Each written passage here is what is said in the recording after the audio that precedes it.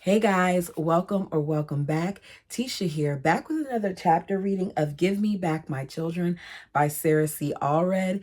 This week, I'll be reading this book on 3 different days. So there will be an upload for Monday, Wednesday, and Friday, okay? I know some of you aren't sure of my schedule, especially if you're new here. I normally alternate, so one week I'll read the book 3 times and another I'll do it twice, and I just alternate in between like that for this and my Sister Wives content. But let's go ahead and get started. Chapter 8, Caliente, years 2002 to 2003. Rich started taking me to the weddings. They weren't the weddings I was used to, but we were filled with a desire to do the Lord's work. The weddings were often at Caliente, Nevada. They called the daughter's father and the man getting married and told them to meet in Nevada. More often than not, people wouldn't know they were getting married and didn't see the other couples there unless they planned it out. They were put under covenant not to tell anyone where it happened or who was there. I still feel like it's another level of control when you sit there and you determine who's marrying who without them even knowing that they're getting married. So what if they never fall in love with this person? They just have to spend the rest of their life miserable and procreate? Okay. Sometimes the people who got married went home and returned to their regular scheduled lives until they came out of the woodwork and announced they were married. This happened every other Friday, sometimes every Friday. I prepared meals with one of Rulon Jeff's wives for the men performing and witnessing the proceedings. When they came, I'd disappear and sit in the truck. Sarai was an excellent baby, but we couldn't risk the possibility of her interrupting the prophet. 5, sometimes 6 men would be involved, my husband being one. If Warren got a new life, a different man would if Warren got a new wife, a different man would perform the marriage in the name of the prophet. It was a great honor to take part in what only a handful of people witnessed. It was sacred and holy, so I couldn't breathe a word about it. Is it sacred and holy, or did this man just call it sacred and holy? Because he's doing this like however he wants to do it and has all the say. I was lying in bed one night in the arms of the man I loved most all in the world. Will you do something for me? Rich asked. What is it? Will you have another baby?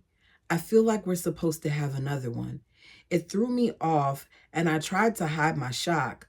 Sarai is only 4 months old, and with everything else, I had 2 babies in 2001. I'm not ready. Sarai needs more time to have bonding and the devotion a baby needs. Maybe I was selfish, but I didn't want to be a baby machine and have it overtaken my life as I had seen growing up. That's a lot to demand because she had that traumatic situation with her birthing and not being able to have that baby at almost 7 months, and she had to have delivery, and her going through another pregnancy alone is taxing on the body. People forget that pregnancy does a lot to a woman's body, and here she is after being 4 months of having this baby, and you want her to do you a favor by having another baby when you don't know what that does to her.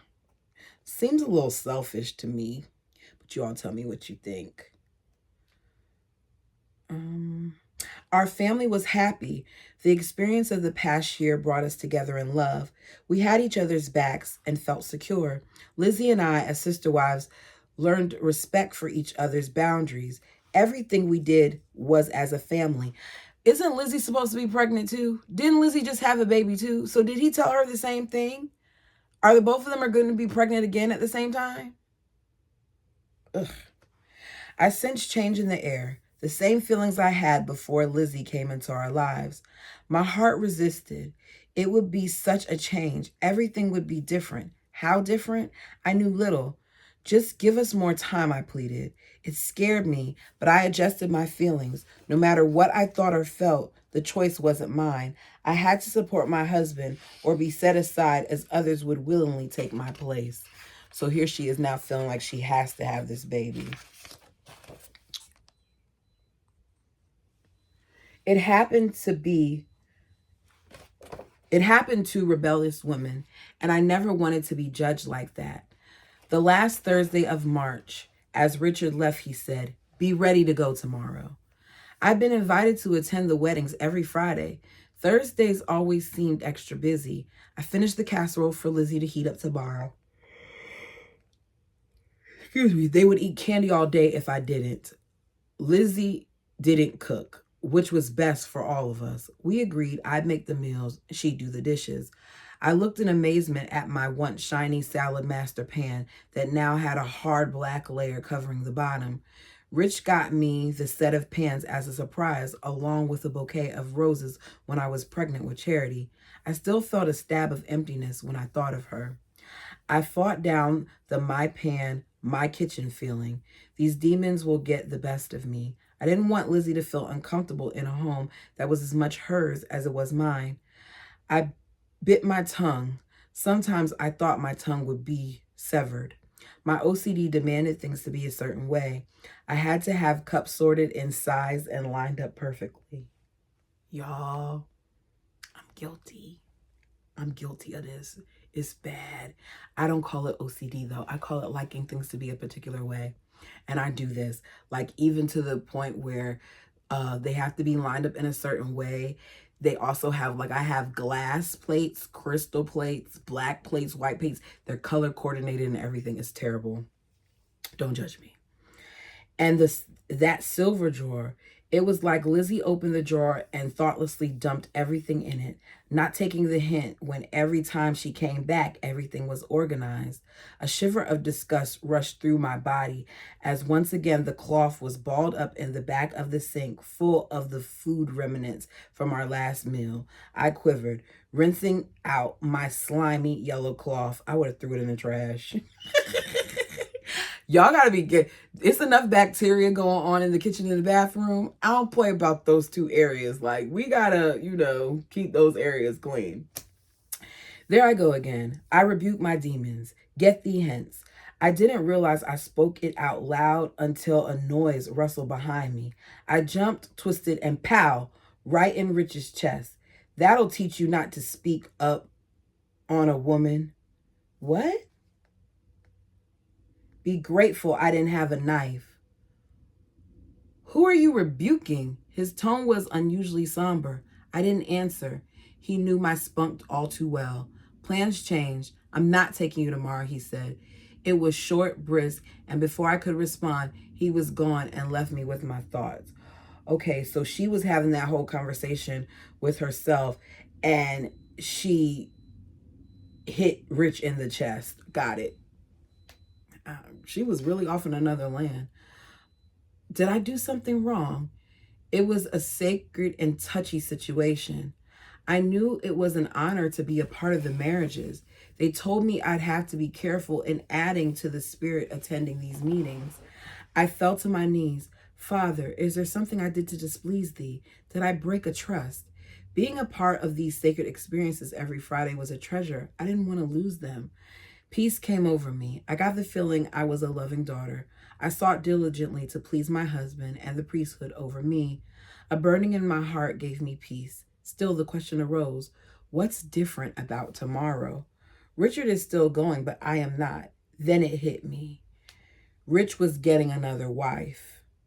It was my duty and privilege to welcome another wife into Richard's family. I resisted the thought. Something nagged at me that this was true, but shouldn't I go too? The law of Sarah from the Bible said to give approval when my husband received another wife. Why wasn't I allowed to take part? Because they don't care about whether or not y'all approve. They're going to do what they want to do. I went about my nightly duties preparing meals and taking care of my girls when a memory overshadows me. They are the favored daughters of Warren and will soon be married to Rich and Derek. The two daughters were Lizzie and Mara. Rumor went around which would marry Lizzie. He already has a Lizzie, I said. It'd have to be Mara. I didn't know why I said it, but it felt true. My heart sank. I didn't think I could handle being a sister wife to Warren Jeff's daughter. Okay, so this already is putting something out there that she struggles with the thought of having to be a sister wife of one of Warren Jeff's daughters. So this may be one of the reasons why her and Rachel had some problems. Let's see. Please don't let it be true. His daughters carried themselves around the community like they were above the law. They never smiled and never took the time for another human being. Little did they know they were told that they can't hang out with the rest of y'all. See, this is why sometimes you have to have conversations so you can understand why people are the way they are or why they move the way they move. But we'll keep going. The dishes were done. The girls settled in, and Rich stepped out for a meeting with the animals. He always let Lizzie put the animals to bed. This night, he told her he'd do it. I didn't hear the words spoken between them, but I heard the angry tone. Maybe Lizzie had the same feeling I had. I couldn't sit. I needed to talk to Rich, so I slipped out and followed him. The night was alive with cricket chirps as I crept closer. Despite the night being alive with sound, Rich was silent, not even a whistle. He was filling up the water buckets as I crept behind him in hopes of scaring him. He'd done it to me, so it was only fair. Jumping out of my hiding spot, I scared him half out of his body. He was obviously on the edge, which confirmed my feelings. He wrestled me down and tickled me in payback. We tussled for a time and enjoyed each other's presence. I loved this man with all of my heart. We giggled and caught our breath. I wanted him to confirm my thoughts, though I didn't know how. He'd be sworn to secrecy. What changed your mind about me going tomorrow? He searched for words. I knew he wanted to confide in me about everything, and this was hard for him. But if I played my cards right, I could find out the truth. He acted different than he did when he married Lizzie. He wasn't ready to make this step. I wish I could tell you everything, but I cannot. I was instructed to not tell. I tried to choose the words that wouldn't sound like I was attacking his loyalty. I know you're getting married tomorrow. He looked up in surprise. How do you know? You forget I talked to God too. Heavenly Father showed me the truth. He must have wanted me to know because he knew you would need my support and strength. He hugged me so tight, I struggled to breathe. He sat on the bench and pulled me on his lap.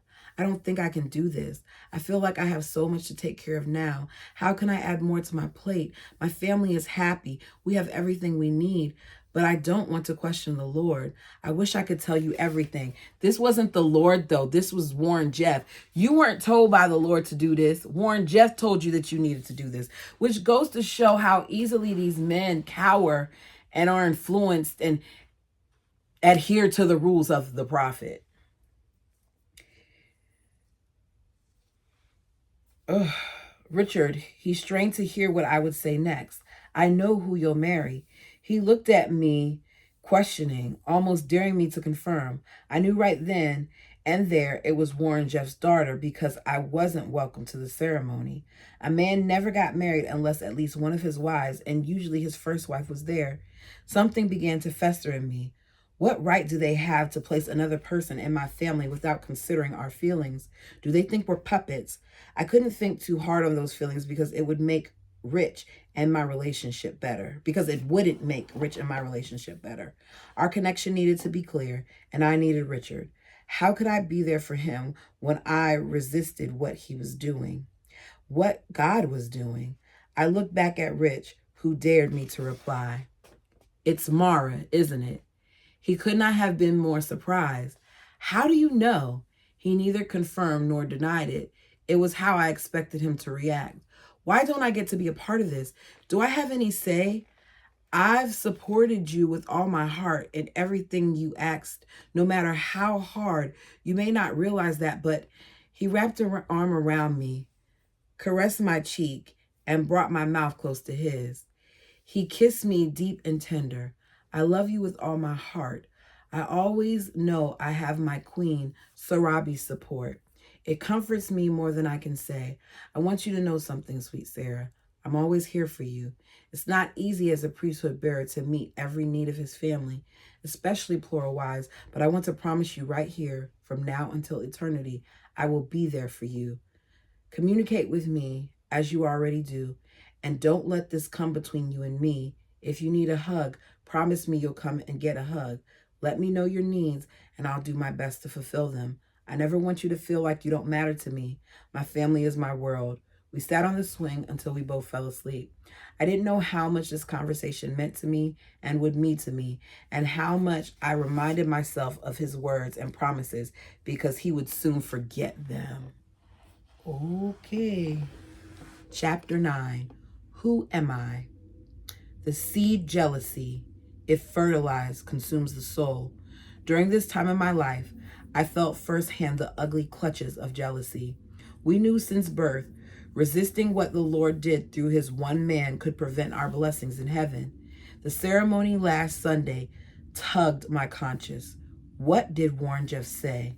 The Lord will save the young and the middle aged. Mostly children will be left. You must be obedient and pure to be lifted up when the end of the world comes to help redeem Zion. Only the elect will barely escape. What did this mean? I wanted to be good enough to be with my children and would do whatever it took. We waited for the end of the world to come for a while.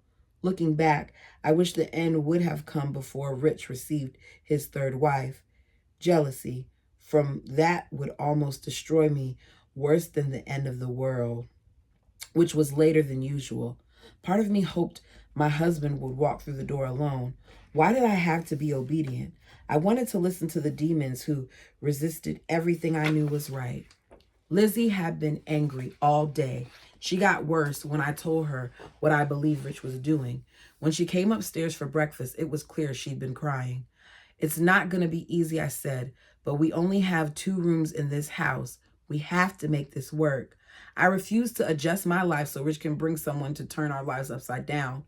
There's nothing we can say or do to change the fact that Rich is getting another wife. My eyes burned with tears as I voiced the words out loud. It made it more of a reality. Sarah, get a hold of yourself. You can't show how hard this is for you. Lizzie said enough tears for the both of us. I lost my chance to get close to Richard. I pushed him away because I didn't want to be married. Now I'm ready for a relationship, but someone else came in.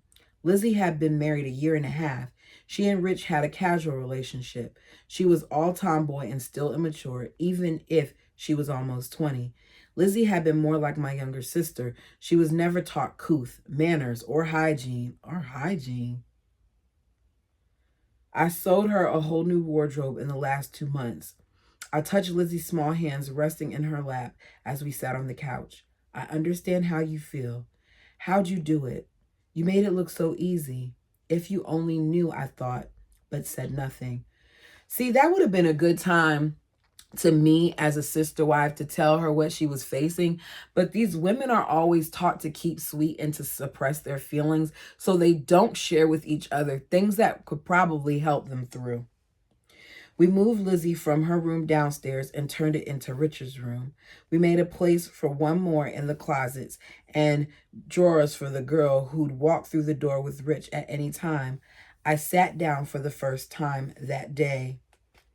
Knowing Warren Jeffs' girls, it'd be difficult to gain their approval. I'd had to learn to love this girl in order to share my husband. It was hard enough. I took no part in their vows. My logic demon still detested that I took no part in their vows. If they want us to live and cherish the celestial law, they should make it as easy as possible to accept who comes into our home. The sound of Rich's truck broke my thoughts. Lizzie, they're here. Please pretend to be civil, I begged of her in my heart. Relief washed over me. Rich opened the door alone. I followed Janetta to greet her father at the door, and the relief vanished when I saw Mara just out of view. I thought Rachel was next. What wife was Rachel? I'm confused. Maybe I'm confusing. No, because Rachel was married to Rich. Okay, let's keep going. Thankfully, I hid my disappointed look as I hugged Rich. I hid my disappointment and greeted Mara with a hug. She stiffened at the touch. She was closer to Rich's height than I. If I didn't know she was 18, I never would have guessed. She didn't say hello or smile when Rich introduced her. I excused the unwelcoming girl. It must be as hard to come into our home as it was for us. She was probably used to a beautiful home and having her own room. Welcome to our family. My own voice sounded more like a squeak. Mara instantly struck me by the confident way she held herself. Her posture was perfect. Beautiful blonde hair was braided halfway down her back, then hung past her waist. Mara's petite features were fair and her eyes beautiful, chestnut brown with a tiny pinched up nose. "Where's your bathroom?" were her first words to us. We pointed to the door off of the living room. When alone, I got a second hug from my husband and buried my emotions into his chest. "Where's Lizzie? Is she upset?" I pulled away. "Lizzie never gets over things fast. This will take a while. I'm right here. What do you want?" Lizzie had ice in her voice. "Oh, yes. Don't worry. We made your room downstairs. I'll sleep in the barn with the cow. She's the only one who understands me. I won't open my arms so freely, Richard." She stormed out of the house with her 4-month-old baby. I winced at the slamming door, then noticed Mara. By the way she held herself, she either didn't hear the conversation or it didn't bother her. It was quite the change for our family. Rich spent little time at home, and Mara was only home if Rich was. I forced myself to be okay with my husband living a separate life. I wanted to get to know this girl who captivated my husband so much that he forgot about his family. Other times, I wanted to claw her entitled, self-absorbed eyes out for thinking she can walk in and take over. "Why doesn't father like us anymore?" My 2.5-year-old pouted as she rinsed the dishes I washed. She seldom complained and was a cheerful girl, except lately I'd have to make sure she felt extra love from me. Whenever Mara and Rich were home, they stayed in Rich's room, and I didn't see them until morning. That's a bit like he's the one who's not doing a good job at this. Because you should be dividing your time up. But as I said before, that's what happens a lot of times. I tried putting myself in her shoes. She came into a lower class of people she wasn't used to. She made this clear by not only looking down on us, but at times refusing to look at me in the eye. Am I being too hard on her? I remember the first of my marriage and the bonding time. I felt guilty I was bothered by this. Mara moved her stuff in Rich's room. Not exactly what we had in mind, but whenever Rich was home, he stayed with her anyway. I went to pay bills and saw Mara did them already.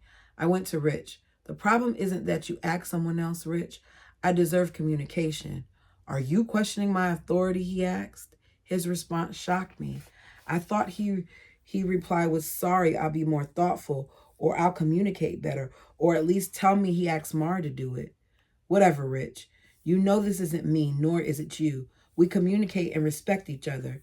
Instead of having a conversation, he walked away. Oh, Thursday afternoon, I was shocked when Rich said, "Be ready to go first thing tomorrow morning." My heart leaped with excitement. I never had a minute alone with Rich since a week ago. I wanted to make it special to show him how much it meant to me.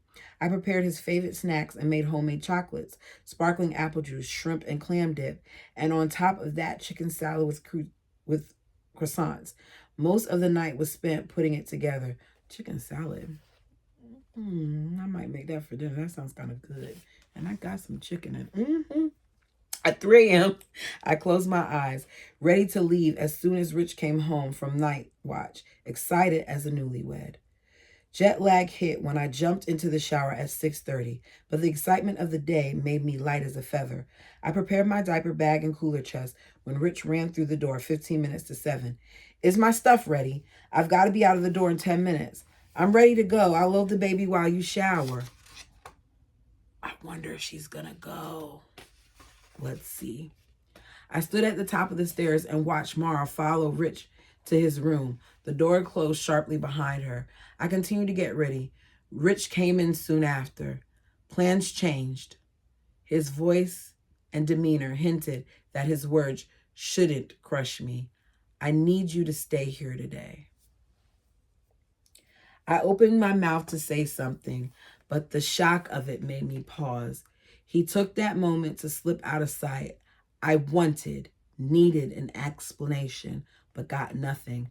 Mara looked at me and our eyes met for an instant. She dared me to show how upset it made me. I smiled and walked off. Okay, so Mara is mean because she's not trying to make this easier on them either. There will be plenty of time through the day to let go of the disappointment. I couldn't show weakness, especially in front of Warren's daughter. Less than 5 minutes later, Rich was back upstairs. "Thanks for setting out my clothes." It made it so much faster. My laundry needs to be done today. What did you pack for lunch? I can't wait. I didn't look at him or he see my hurt. Yeah, why couldn't Mara make it since Mara's going? Why couldn't Mara set out your clothes? Why couldn't Mara pack your lunch? Now she gets to enjoy this food that she packed for herself and you just to not have it? I'd take it out. I couldn't. I'll be damned if I show my weakness. Nothing. I didn't have time to plan a lunch. Have a good day. I didn't hide the coldness in my voice, though I tried. Maybe I felt guilty for lying, but disappointment was far more prevalent. Rich and Mara strolled out the door. I couldn't pour my tears out fast enough, and each angry tear was followed by another, even more angry tear. For the first time, I was plain old pissed off. What was worse was I knew I had to get over it. I hurried to start Rich's laundry so I could escape these haunting four walls. For the first time in my married life, I resented doing Rich's laundry. His new roomie should do his laundry, I thought. I think so too. See, I'm too petty. I'm too petty to be a sister wife. Because the way I wouldn't be eating and I would be purposely mixing up clothes. Now, I wouldn't do that to my husband if it was just me and him. But you're not going to treat me like that and then have this other wife just get to enjoy not having to do these household duties. No, I'm going to mix up your clothes and stuff is going to be dyed and fried.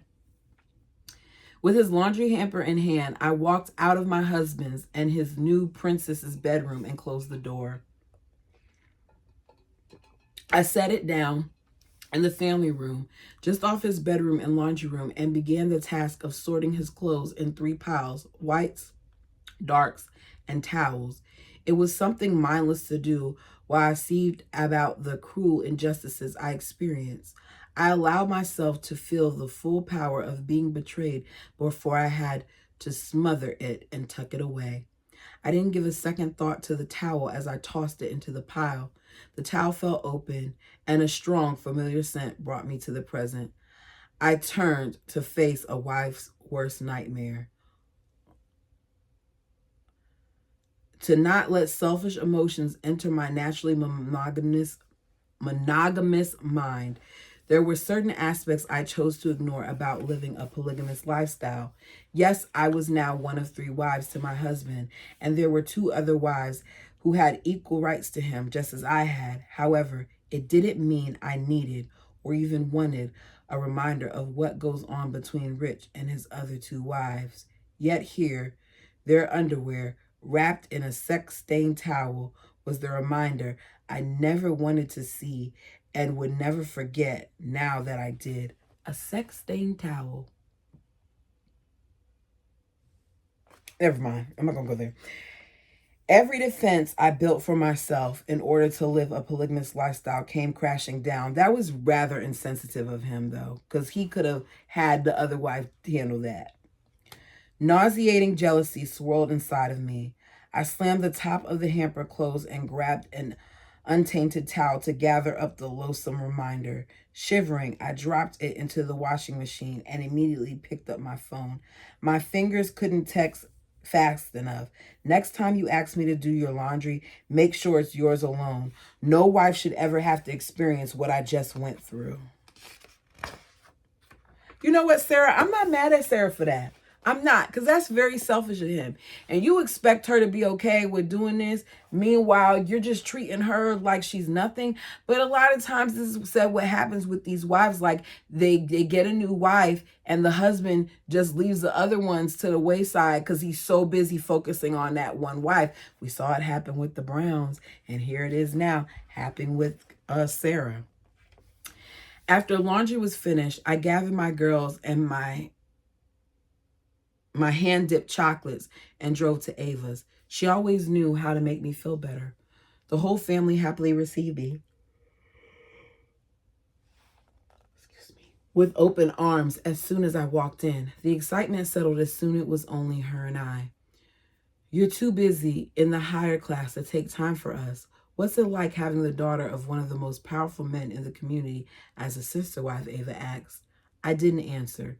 She knew from the look on my face not to go there. We traded babies for a bit and kissed all of our nieces. Ava, a few weeks ago, Rich asks if I've had another baby.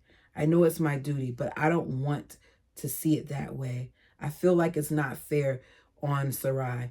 Also, my life has to stop when I'm pregnant. I want to give my children everything the way I see you do. When do you know it's time to have another baby? That's a good question, sweetheart. And I am proud of how you're thinking through this. It's something you have to pray about, and when it's right, you'll know. It was good to spend the day with my sisters. If nothing else, having Mara meant finally having a social life. The incident with the laundry was never brought up again. Mara continued taking her dirty laundry to her father's, having one of his wives do it. It was fine with me for someone else to deal with my husband's dirty laundry. It had been a few days since the dumped date. We were all sitting in the main room when Rich walked in one morning after night watch and said, we're moving into my father's basement till we can finish our add-on. I wonder if she's changing the name, if her name really is Rachel, but she's calling her Mara. It just registered to me. Ooh, I'm a little slow. I'm slow. Did y'all catch it, or am I just this slow? She's changing her name for the purposes of changing her name, because in Rachel's book, this whole scenario was different. But she did stay with Rich because he didn't have nowhere else for her to go, because she was tired of sleeping on the couch. And on top of that, if I remember correctly, she complained to her father about the things. So so maybe Rachel wasn't friendly. This is interesting to hear this side of it. But wait, I thought Rachel's eyes were blue. Okay, never mind. Y'all tell me what you think, because this is sounding like, okay. I blinked, trying to recover. Oh, did I say we're moving into my father's basement till we can finish our add-on? I blinked, trying to recover from the emotional grenade my husband dropped. I was losing my home too. Anger demon growled. I'll tell you what, you and Mara move over there and I'll stay in my home. Mara doesn't like it here. Then get her a house and you two can live together. I'm not the one complaining. Why do I have to move? I pushed my luck. Rich took me by the elbow and led me outside. I clenched my jaw, ready to stand by what I said. This was my home and I'd fight for it. Do you realize what you did in there?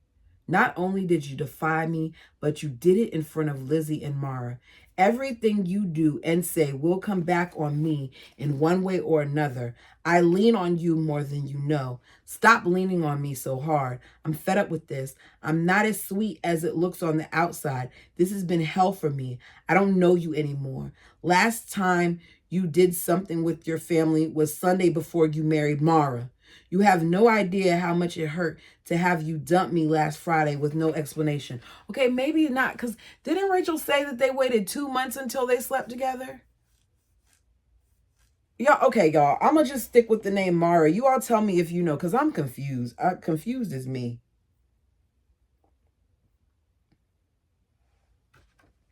That reminds me. Why didn't you want to send the lunch with me, Rich asked. I wanted to slap him hard and needed to walk away before the desire became reality.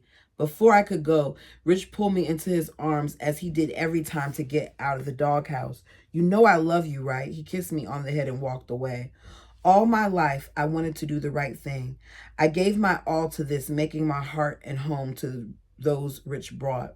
Sometimes I was the only one making the effort. It didn't feel right how I was set aside when it was convenient, but that was life, I guess. Didn't my father teach me to make the best out of situations I was dealt? Plural marriage was hard. No wonder the celestial law would get you to the highest degree of heaven. It would definitely damn more than it would save. It might get the best of me. Can I talk to you in private? I whispered in Rich's ear. He made time for me and pulled me down on his lap. What does my blue-eyed beauty have on her mind? He tickled my sides. I want to have another baby for you. It's okay, dear, he said. I don't feel like it's your time right now. You're not supposed to bring my next baby into this world. So he asked her to give him another baby, and now that he has another wife, he doesn't need it to be her. There was not a better way to tell me, but it did soften the blow. Part of me was so angry and part of me felt relief. I just wanted a baby because I was so desperate to have his attention. It wasn't a good reason to make a lifelong decision. We moved into Father Dean's house and settled in. The rooms were accommodating and big. We had our own outdoor exit and laundry room. It was closed off from the rest of the house, but it didn't keep our personal lives from being the Allred family soap opera. I wanted to be back home. The day after we moved, I felt emotional. Change was not my friend, and being out of my comfort zone was my bitterest enemy. I wanted to talk to Rich. I felt so alone. 2 days passed. I hadn't seen Rich, and he didn't answer his phone. I needed to get my medication back from our old house because Sarai was having earaches again. I didn't see Rich's truck until I parked my car next to his. Maybe Rich got busy working on the house. I walked in and froze in shock. There was Rich and Mara. Chapter 10, Abide the Law, 2003 to 2006. The living room was turned into a bed. Food was scattered everywhere. Both of them were lying halfway under the covers, giggling, their clothes in piles beside the bed. This was the last key to break the demon monster out of me. What the hell? Really? We moved out so you can get us out of your way, so you can do whatever the hell floats your boat? Richard gets a young, beautiful wife, and the rest of his family gets to set aside and forgotten. I stormed out. Richard must have dressed in record time because he soon caught up with me. Do you want to drive me further away? He asked. It's either this or we get a motel so we are not disturbed. Give us the space we need. You know I love you. Isn't that enough? Can't you just be grateful for that? I spun around and glared at him. I cannot believe you. I've done nothing but support you. I miss you. Your children miss you. Lizzie wants to get close to you, and you won't give her a chance. She closed herself off from all of us and won't talk to me anymore. I gave Lizzie every chance to get close to me. I can only take so much rejection. She'll have to make the effort to gain it back. See, there goes that thing. Doesn't that sound like Cody? She'll have to gain it back. I love her because she was given to me by my God, but I'm done trying to force her to love me. He was right, but I never fully saw the picture until then. I needed to stop being protective of her. It only weighed me down. I had enough to carry. This is huge for me and the girls. We went from having the most devoted, loving husband and father to never seeing you. Whenever we do, your attention is pointed in one direction. You let the fact that you got one of Warren's girls consume you. You're not the same man I fell in love with. Before I stormed off, I saw pain in his eyes. I ran to my car and drove away. My outburst would cost me, but it felt good to spit my mind out. It all I needed to be said. The pain I saw in his eyes came back to me, and for a small moment it stabbed my heart. But anger came back and drove the compassion away. Maybe it was about time he felt a little. Hot tears of relief poured down my cheeks as I drove back to my girls. I remembered sitting on the swing in the arms of the man I loved less than a month ago. He told me he loved me and he would always be there for me. Compassion eventually came back. I needed to give him a break. He's getting used to changes too, and I was impatient with him. I wasn't living my promises either. In the 2-mile drive, I promised to be more patient and understanding. Easier said than done. After my blow-up, he made me sweet for a while until I finally trapped him.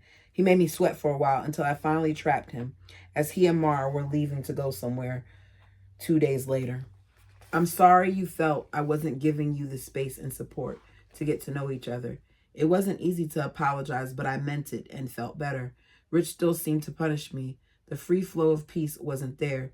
A few months ago, love passed between us as our eyes would meet. A touch was like fireworks exploding through my entire being. Our hearts would have conversations without saying a single word. I wanted to make him happy because it made me happy. I asked myself what I should have done differently. I began to understand the struggles my own parents had. Suddenly, I didn't feel so wise. I gave my girls all my attention and love. Little Janetta got big and sweet. Sarai walked everywhere. Being a mother was so rewarding, but something was wrong. I learned to love my husband, and now a piece of me was missing. I found myself waiting all day in hopes of a glance in my direction. If I was lucky, a quick hug. I'd be ecstatic if a kiss came with it. Guilt came from feeling unsatisfied in my marriage. What more could I ask for?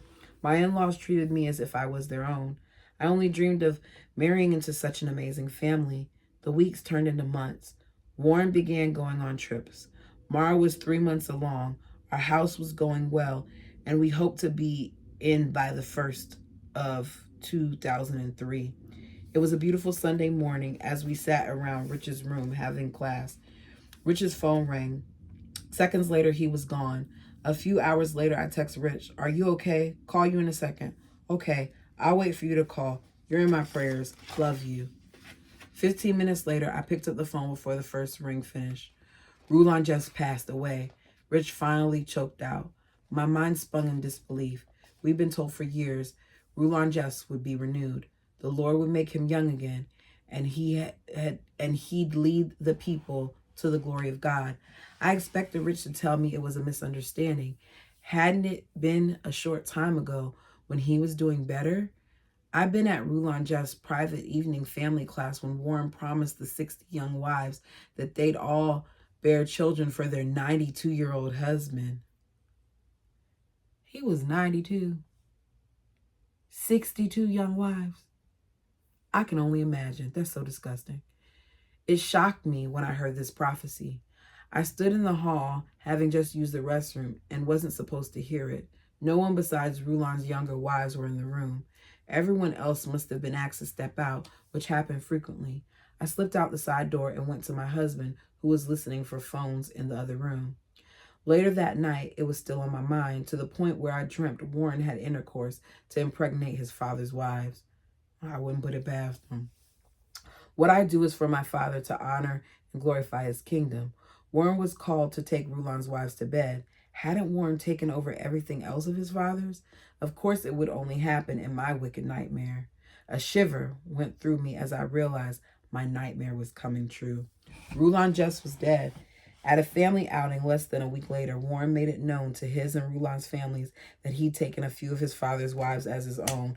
She has intuition. She has a lot of intuition because she's understanding these different things and giving visions and having dreams and all that stuff. She has intuition, or some may call discernment. He bent down in front of all and kissed them, each one, and took one of the blushing brides for a private nature walk. Warren stopped the bodyguards when they started to follow and disappeared into the trees. I can only imagine what he was doing. Nasty tail. Warren Jess was named the new prophet, and I felt so ashamed for how hard I resisted it. No one could learn of my feelings. Rich's ego was big enough for being married to Mara. Now it was worse, and it showed. I didn't think of Warren as the prophet. He was Mara's father and Rich's boss. If I thought our lives changed before, it only got harder. I was fed up and wanted to give Rich a piece of my mind the first chance I got. Days turned into weeks. I asked Rich if I could talk to him in private, but he wouldn't take the time until I was at the end of my rope and demanded to be heard. I can't keep living like this. We try to be good little wives, and you ignore us and ride off with your beautiful prize. We're all your beautiful prizes. My father may not be Warren Jess, but he is Evan Carlisle. That should make you feel just as honored. I gave him a chance to answer, but he said nothing and started to walk away. Plural marriage forced me to be in the back seat, and I hated it. I wanted to go back home to my father. Don't say I didn't warn you when you come home and find us gone. He walked further away from me, ignoring my pleas. Anger drove me to follow him. I am done. I don't like who I've become. Your family watches us. It's not easy when they say, "Isn't it hard to see Rich turn into a different man?" And God knows it is, but I have to smile and keep sweet so I'm not branded the rebellious wife. Well, I'm done being the keep sweet, suck it all up wife. I deserve more. My father would take me back in a heartbeat, and if I told him how things have become. Oh, she is bold. Rich took his phone out of his pocket and continued to walk further away from me. When I caught up to him, he handed it to me. You know what is one of the hardest things is when you arguing with someone and they don't give you anything back. I got to be honest. I used to be somebody who wanted to be combative, but through counseling and all that other stuff, I'm no longer that person. I don't like to argue at all. But in my old days, if I was arguing with you and you didn't argue with me back, it just made me even more upset. Rich took his phone out of his pocket and continued to walk farther away from me. When I caught up to him, he handed it to me. On the other line was Warren Jeffs. I glared at Rich, good and hard. I hadn't been too unreasonable. If he was going to have multiple wives, he should at least try to keep them on the upside. I was standing up for myself and our girls, refusing to be swept under the rug. I took the phone with resentment. What a coward, I thought as Warren spoke in one ear and out of the other. You were given the name Sarah, he began. It's much to live up to. Your path will be hard, but your reward will be worth it. You must live up to the name. Live the law of Sarah. Be a comfort to your husband. Read section 25 in the D&C and commit it to memory. Rich is a good man. If you continue to resist him, the Lord will have no use for you, and Rich and your children will redeem Zion without you. Never bring pain to your husband again. It says you are not grateful for the blessings he's given you. It's crazy how he couldn't address his wife. Instead, he hands the phone over to this man, which means he's been telling this man all his business. Or was Mara telling it? I didn't learn much from Warren, but I did learn something about Richard. He took our family problems to Warren instead of being a man and figuring it out himself exactly. Since he was my authority and priesthood head, he was above talking things out and treating my feelings like they mattered. Things got better when I realized that if I wanted to be happy, I'd have to stop feeling like I had rights as a wife. My personal needs were important. It's what the leaders meant when they said I must sacrifice every earthly, covetous desire. I must bury my feelings. Submission became important for me to learn. If Rich said he was pleased with me, then I had to be happy. If I wanted things in my own rebellious way, I'd lose the man I loved. I should be grateful for anything and expect nothing in return. Oh no. I made the effort to save my relationship and reconnect with my husband in a more spiritual way, setting aside the need for a physical relationship. It took time to adjust my heart and mind. My pillow became my reservoir at night where no one could see or hear. My sole comfort became my children. I hadn't spent the night with Rich in over 2 months. It helped me wean myself from him. Life continued, and I continued with it. I hated the darkness I felt the last few months.